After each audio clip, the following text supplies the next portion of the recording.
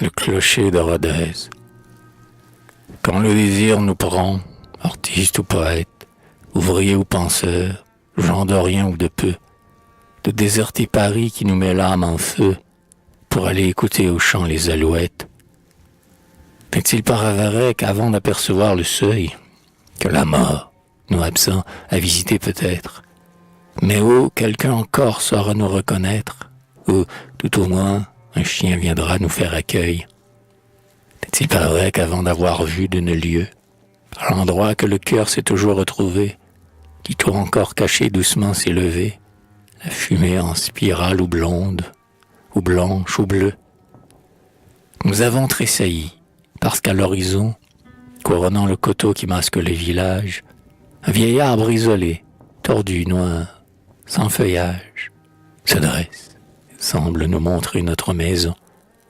Chêne, hêtre ou buisson, quelque arrière-grand-père, sur ce sommet désert le planta de ses mains, afin qu'aux malheureux perdus par les chemins, il servit de signal et de point de repère. La foudre l'a fendu, le givre l'a gercé, l'orage 1000 fois l'a battu de son aile, mais il reste debout, tenace sentinelle, fier du poste d'honneur où l'aïeul l'a placé. Sa fonction à lui, c'est d'être haut et ferme, de rendre le courage aux voyageurs trop lasses, d'attirer sur son front le tonnerre en éclats, et contre son cou de protéger la ferme.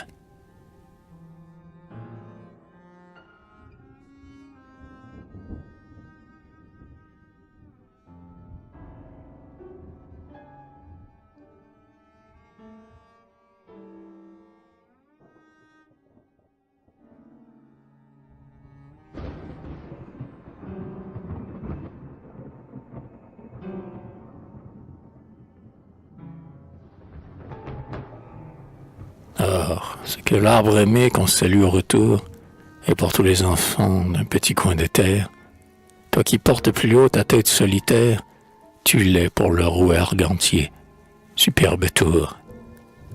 Ô clocher de Rodez, qu'on voit de 30 lieues, toi qui, par le ciseau de nos aïeux sculptés, au-dessus du sommet où leur foi t'a planté, jaillit à 300 pieds dans les régions bleues. Comme l'ambre des monts, tu vibres dans le vent, et lorsque la tempête en rugissant t'assaille, on sent une âme en toi qui s'agite et tressaille, et l'arbre de granit comme l'autre est vivant. Et puis, un certain jour, un orchestre superbe s'éveille dans ton sein, puissant, terrible et doux, qui rappelle le bruit de la foudre en courroux, ou le bourdonnement d'une ruche dans l'herbe. Glas lugubre coupé ainsi que des sanglots, alléluia joyeux comme l'aube nouvelle, mélopée apaisée presque maternelle, Todum éclatant avec un bruit de flot.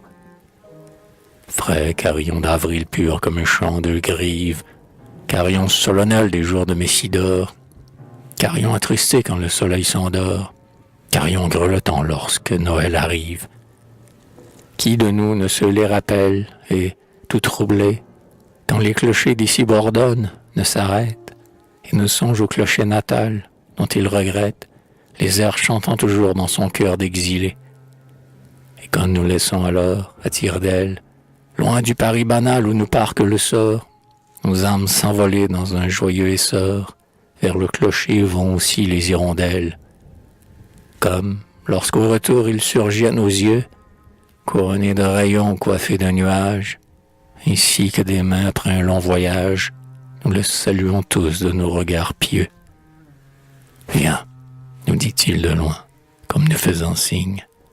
Je vois fumer d'ici le toit de ta maison, et ta mère et tes sœurs les yeux sur l'horizon, et ton père courbé dans son champ ou sa vigne. Que tu sois fils de Cos, au grand blé onduleux, ou du frais ségala que les genêts fleurissent, que tu sois du vallon où les grappes mûrissent, de la montagne verte où mugissent les bœufs. Salut, du vieux rouergue où ton cœur te ramène. Je suis aussi le cœur, le symbole et la foi. L'âme de tes aïeux habite encore en moi. Ma pierre sous leurs doigts est devenue humaine.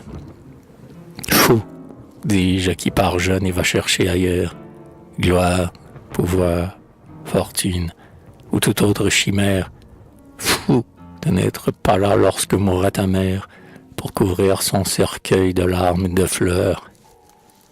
Soyez les bienvenus, dis-je à ceux qui reviennent. Le cœur las et meurtri, s'asseoir au vieux foyer. Il est encore bien bon de se laisser choyer par les petits neveux qui de vous se souviennent.